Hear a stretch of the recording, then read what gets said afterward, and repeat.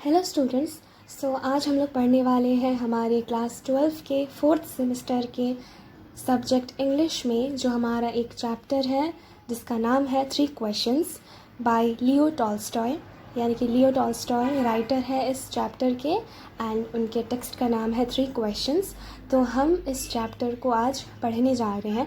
इस चैप्टर का full explanation इस वीडियो में दिया जा रहा है इन हिंदी, एंड उसके अलावा about the author and about the text उसके लिए भी एक शॉर्ट नोट बना दिए गए हैं, जिसे आप अपने नोट कॉपी में उतार सकते हो और उसको पढ़ सकते हो।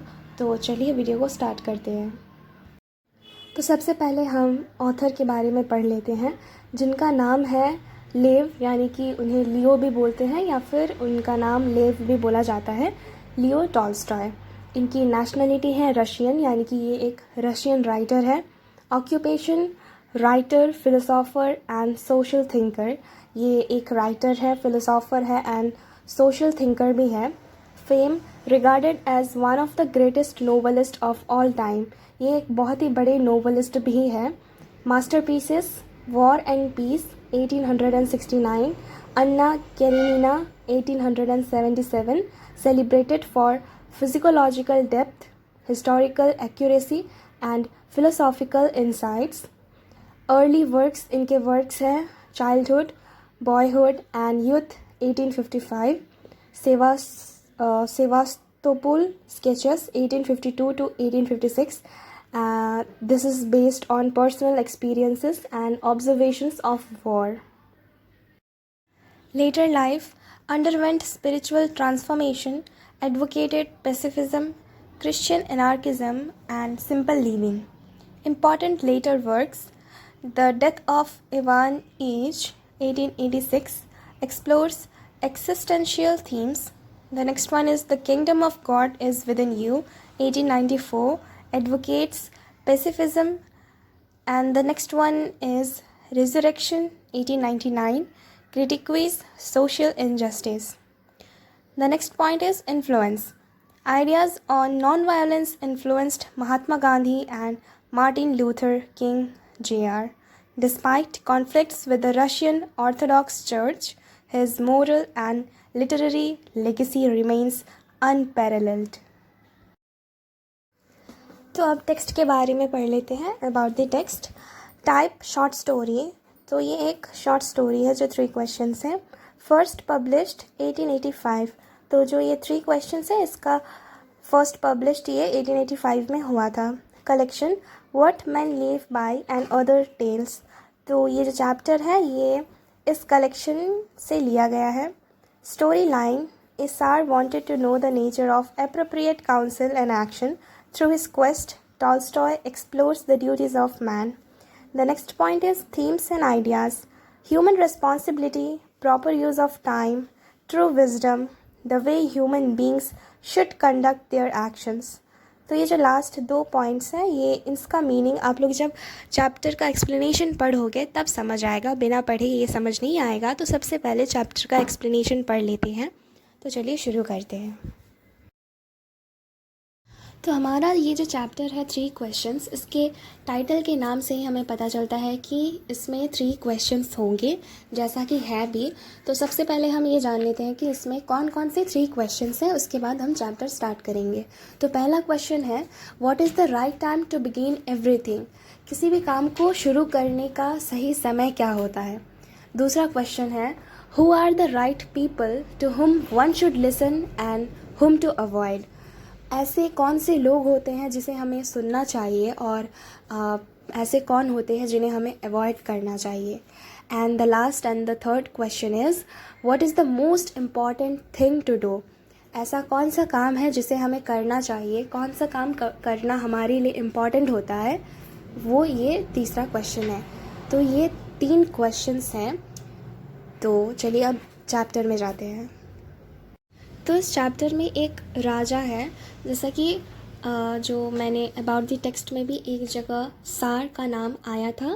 जो कि title of a Russian ruler, यानी कि रशिया में जो रूल करते हैं, जो राज करते हैं, उन्हें ये टाइटल दिया जाता है।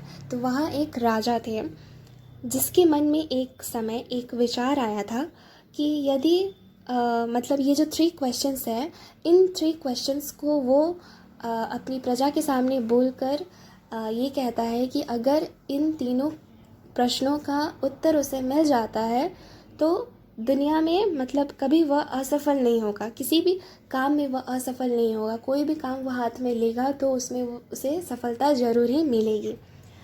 तो जब यह विचार उसके मन में आया तो उसने अपने पूरे राज्य में यह घोषणा करवा दी कि वह उस व्यक्ति को बड़ा इनाम देगा जो उसे बताएगा कि प्रत्येक कार्य करने के लिए सही समय क्या होता है, कौन से ऐसे लोग होते हैं जिसे उसे सबसे ज़्यादा सुनना चाहिए और किसे अवॉइड करना चाहिए, और कोई भी काम करने का सबसे महत्वपूर्ण मतलब महत्वपूर्ण समय तो वो तो पहला हो गया था। तीसरा ये था कि what is the most important thing to do, कौन सा काम सबसे महत्वपूर्ण होता है। तो इसका जवाब कोई भी उसे उस राजा को देगा तो वह उसे एक उपहार देगा। इसके बाद बहुत सारे राज्य के विद्वान लोग उस राजा के पास आए, लेकिन सभी ने उसके प्रश्नों का अलग अलग उत्तर दिया। पहले प्रश्न के उत्तर में कुछ लोगों ने कहा कि हर कार्य का सही समय जानने के लिए व्यक्ति को पहले से ही दिन, महीना या वर्षों की एक टेबल बना लेनी चाहिए और उसके अनुसार ही जीवन जीना चाहिए। उनका कहना था कि केवल इसी तरह हर काम अपने सही समय पर किया जा सकता है। फिर इसके खिलाफ में दूसरों ने कहा कि हर काम के लिए सही समय पहले से तय करना थोड़ा नामुमकिन है, लेकिन खुद को बेकार के कामों में न उलझाते हुए हमेशा जो कुछ हो रहा है उस पर ध्यान देना चाहिए और फिर सबसे ज़रूरी काम करना चाहिए। फिर इसके बाद कुछ लोगों ने फिर कहा कि राजा चाहे जो भी हो रहा हो, पर कितना भी उस पर कितना भी ध्यान क्यों ना दे दो, आगे चलकर एक व्यक्ति के लिए हर कार्य के लिए सही समय का निर्णय करना असंभव ही होता है। लेकिन उसके लिए बुद्धिमान व्यक्तियों की एक काउंसिल होना आवश्यक था जो उसे हर कार्य के लिए उचित समय निर्धारित करने में उसकी मदद कर सके। लेकिन फिर कुछ लोगों ने कहा कि कुछ बातें ऐसी होती हैं जिन्हें काउंसिल के सामने रखे जाने की ज़रूरत नहीं होती, बल्कि जिनके बारे में तुरंत फैसला करना होता है। यानी कि अगर जैसा कि यहाँ पे ये राजा है, तो अगर राजा के हिसाब से बात की जाए तो अगर किसी राज्य में कोई आक्रमण कर देता है तो उस समय वह राजा काउंसिल के पास नहीं जाएगा कि काउंसिल के पास जाएगा फिर उससे सलाह लेगा कि हमारे राज्य पर आक्रमण कर दिया गया है, हम उसकी प्रतिक्रिया में क्या करें क्या नहीं करें। उस समय वो राजा उस सल्यूशन को नहीं अपनाएगा, उस समय उसको खुद ही निर्णय लेना पड़ेगा कि अभी क्या करना है। तो इसलिए ये सुझाव को भी रद्द कर दिया गया। उसके बाद फिर कुछ लोग कहते हैं कि ये सब करने से मतलब ये सब करने के लिए सबसे अच्छा है कि जो भी चीज़ करना है उसको पहले ही जान लिया जाए। तो ये बात सिर्फ जादूगर ही जान सकते हैं। तो इसीलिए हर काम का सही समय जानने के लिए जादूगरों से सलाह लेनी चाहिए, कुछ लोगों ने कहा। फिर पहले क्वेश्चन का तो इतना सारा आंसर उन्हें मिला, फिर दूसरे प्रश्न पर जाते हैं। दूसरे प्रश्न के उत्तर में भी उनको ऐसे ही बहुत सारे आंसर्स मिले। कुछ लोगों ने कहा कि राजा को सबसे ज़्यादा ज़रूरत अपने काउंसिलों की थी, कुछ ने कहा पुजारियों की, कुछ ने कहा डॉक्टरों की, जबकि कुछ ने कहा कि योद्धा यानी कि जो आर्मीज़ होते हैं वो सबसे ज़्यादा ज़रूरी होते हैं। फिर तीसरे प्रश्न के उत्तर में भी बहुत लोगों ने कहा कि सबसे महत्वपूर्ण व्यवसाय क्या है। कुछ लोगों ने उत्तर दिया कि दुनिया में सबसे महत्वपूर्ण चीज़ विज्ञान है, साइंस है। कुछ ने कहा कि युद्ध कौशल है, और फिर कुछ ने कहा कि धार्मिक उपासना है। तो ऐसे करके सभी उत्तर अलग अलग होने के कारण राजा किसी से भी सहमत नहीं हुआ और किसी को भी इनाम नहीं दिया, क्योंकि सबके आंसर्स अलग अलग थे। तो उसे कोई भी एक पर्टिकुलर एक करेक्ट आंसर नहीं मिला जिस पे वो अमल कर सके। फिर भी अपने प्रश्नों के सही उत्तर पाने की इच्छा से उसने एक साधु यानी कि हर्मिट से परामर्श करने का निश्चय किया, जो अपनी बुद्धिमत्ता के लिए बहुत ही ज़्यादा प्रसिद्ध था उस राज्य में। वो जो हर्मिट था वो एक जंगल में रहता था जहाँ वह कभी नहीं जाता था, वो राजा कभी नहीं जाता था, और जहाँ वह आम लोगों के अलावा किसी को भी नहीं आने देता था। इसीलिए राजा ने सादे कपड़े पहने और साधु की कोठरी में पहुंचने से पहले ही अपने घोड़े से उतर गया और अपने अंगरक्षक यानी कि अपने जो सैनिक है, राजा के पीछे जो सैनिक रहते हैं उनकी रक्षा के लिए, उनको भी पीछे छोड़कर वह अकेले आगे बढ़ गया। जब राजा पास आया तो उस हर्मिट अपनी कुटिया के सामने जमीन खोद रहा था। राजा को देखकर उसने उनका अभिवादन किया, यानी कि जो कोई भी आमने सामने मिलते हैं तो विश करते हैं, वैसे अभिवादन किया और फिर वो हर्मिट खुदाई करना जारी रखा। इधर जो हर्मिट था वो बहुत ही कमज़ोर, उसकी विशेषता बताई गई है यहाँ पे कि वो हर्मिट बहुत ही कमज़ोर था और दुर्बल था।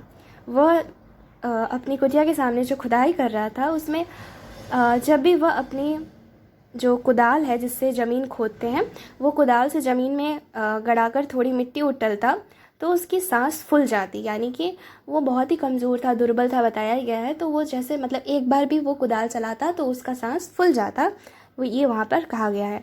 फिर उस राजा जो राजा था उसके पास गया, हर्मिट के पास गया और बोला कि मैं आपके पास 3 प्रश्नों के उत्तर मांगने आया हूँ। मैं सही समय पर सही काम करना कैसे सीख सकता हूँ? वे कौन लोग हैं जिनकी मुझे सबसे अधिक आवश्यकता है और इसीलिए मुझे बाकियों की अपेक्षा नहीं करनी चाहिए? और कौन से मामले सबसे महत्वपूर्ण हैं और जिन पर मुझे सबसे पहले ध्यान देने की आवश्यकता है? तो हर्मिट ने उस राजा की बात सुनी लेकिन कुछ जवाब नहीं दिया। उसने बस अपने हाथ पर थूक और फिर से खुदाई शुरू कर दी। फिर उस राजा ने हर्मिट से कहा कि आप थक गए हैं, मुझे कुदाल लेने दीजिए और थोड़ी देर आपके लिए काम करने दीजिए। साधु ने कहा धन्यवाद और कुदाल उस राजा को देकर ज़मीन पर बैठ गया।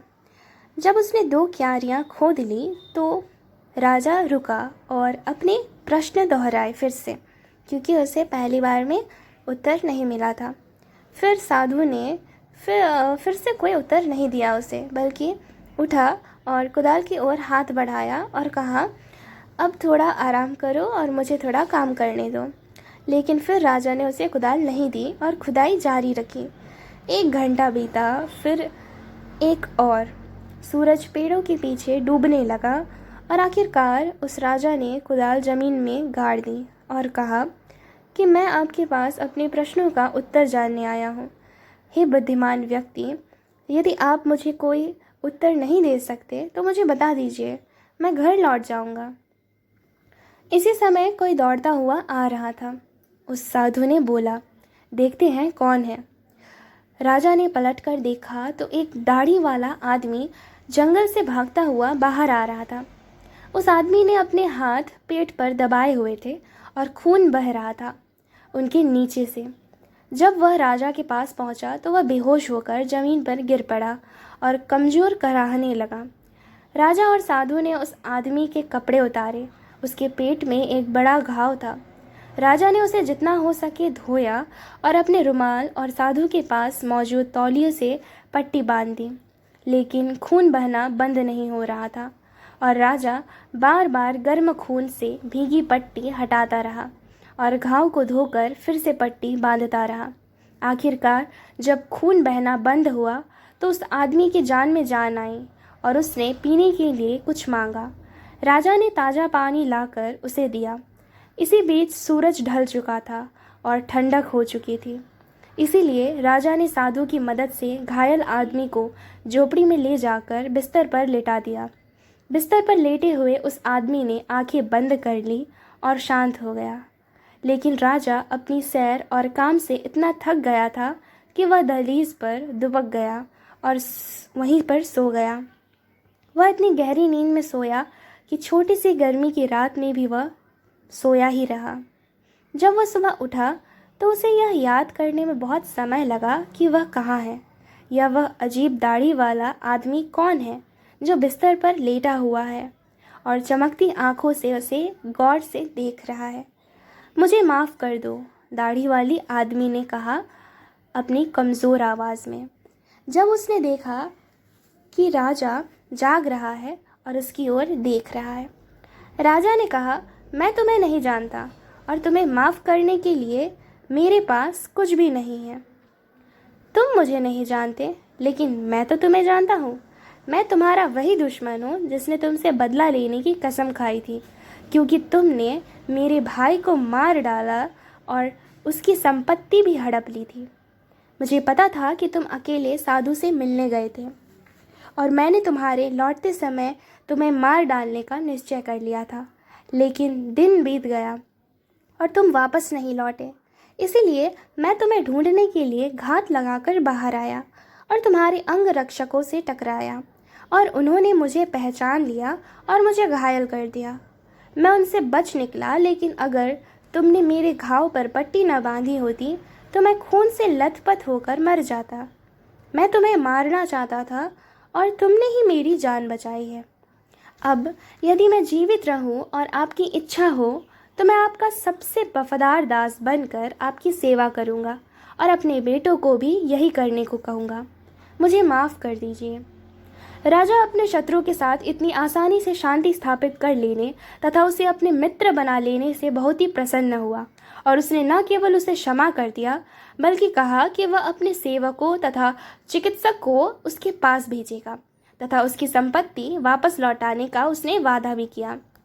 घायल व्यक्ति से विदा लेकर राजा बरामदे में गया और उस हर्मिट को ढूंढने लगा। जाने से पहले उसने एक बार फिर अपने पूछे गए प्रश्नों का उत्तर मांगना वह राजा चाहता था। साधु बाहर घुटने के बल बैठा था और कल खोदी गई क्यारियों में बीज बो रहा था।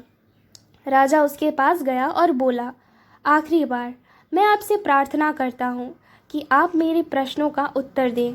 बुद्धिमान व्यक्ति, क्योंकि वो बहुत ही बुद्धिमान व्यक्ति था और अपने राज्य में अपनी बुद्धिमत्ता के लिए जाना जाता था, इसलिए राजा बार बार अपने वाक्य के अंत में उन्हें बुद्धिमान व्यक्ति करके डिनोट करता था। आपको पहले ही उत्तर मिल चुका है, उस हर्मिट ने कहा। अभी भी अपने पतले पैरों पर दुबका हुआ और उस राजा की ओर देख रहा था जो उसके सामने खड़ा था। ये सुनकर वह राजा शॉक में आ गया कि मुझे तो उत्तर मिला ही नहीं, तो आप कैसे कह रहे हैं कि कैसे उत्तर मिल गया। फिर वो जो साधु था उसने उत्तर दिया कि क्या तुम समझ नहीं रहे हो?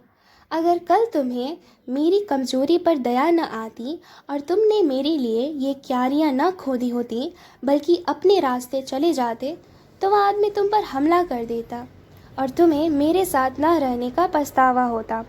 इसीलिए सबसे महत्वपूर्ण समय वह था जब तुम क्यारियाँ खोद रहे थे और मैं सबसे महत्वपूर्ण व्यक्ति था और मेरा भला करना तुम्हारा सबसे महत्वपूर्ण काम था। बाद में जब वह आदमी हमारे पास दौड़ता हुआ आया तो सबसे महत्वपूर्ण समय वह था जब तुम उसकी देखभाल कर रहे थे, क्योंकि अगर तुमने उसके घावों पर पट्टी न बांधी होती तो वह तुम्हारे साथ शांति बनाए बिना ही मर जाता। इसीलिए वह सबसे महत्वपूर्ण व्यक्ति था और तुमने उसके लिए जो किया वह तुम्हारा सबसे महत्वपूर्ण काम था। तो याद रखो, यहाँ पर जो राजा था उसके जो 3 सवाल थे उसका आंसर यहाँ पर दिया गया है चैप्टर के एंड में। तो सबसे पहला क्वेश्चन का आंसर ये निकला कि जो साधु था वो भी उसे दोबारा अच्छे तरीके से कह रहा है, अभी केवल एक ही समय महत्वपूर्ण है, यह सबसे महत्वपूर्ण समय है क्योंकि यही एकमात्र समय है जब हमारे पास कोई शक्ति होती है, यानी कि सबसे महत्वपूर्ण समय। What is the right time to begin everything. किसी भी चीज़ को शुरू करने का सबसे महत्वपूर्ण समय अभी है, वर्तमान है, प्रेजेंट है। सबसे ज़रूरी व्यक्ति वह है जिसके साथ तुम हो, क्योंकि कोई नहीं जानता कि उसका कभी किसी और के साथ व्यवहार होगा या नहीं। Who are the right people to whom one should listen and whom to avoid? कौन ऐसा व्यक्ति है जिसके साथ हमें रहना चाहिए, जिसकी बातें हमें सुननी चाहिए और किसे अवॉइड करना चाहिए। With whom you are at any particular time, because no man knows whether he will ever have dealings with anyone else. कोई नहीं जानता कि कोई व्यक्ति तुम्हारे साथ कितने लंबे समय तक है। तो वर्तमान में जो व्यक्ति तुम्हारे साथ है वही तुम्हारा सबसे महत्वपूर्ण व्यक्ति है जिसके साथ तुम्हें रहना चाहिए। What is the most important thing to do? To do everyone good, because that is what man has been sent to the earth for. यानी कि जो वर्तमान में जो लोग हैं उसका भला करना ही किसी भी मनुष्य का सबसे महत्वपूर्ण काम होता है, क्योंकि इसी उद्देश्य से हर मनुष्य को इस जीवन में, इस धरती पर भेजा गया है। तो ये था 3 क्वेश्चंस चैप्टर में 3 क्वेश्चंस थे एंड उसके आंसर चैप्टर के एंड में उस राजा को मिले। तो ये था 3 क्वेश्चंस चैप्टर का फुल एक्सप्लेनेशन। आई होप आप लोगों को समझ आया होगा। अगर नहीं आया या फिर कोई डाउट होगा तो कमेंट सेक्शन में आप लोग पूछ सकते हो, रिप्लाई ज़रूर मिलेगा। तो मिलते हैं नेक्स्ट वीडियो में। Thank you.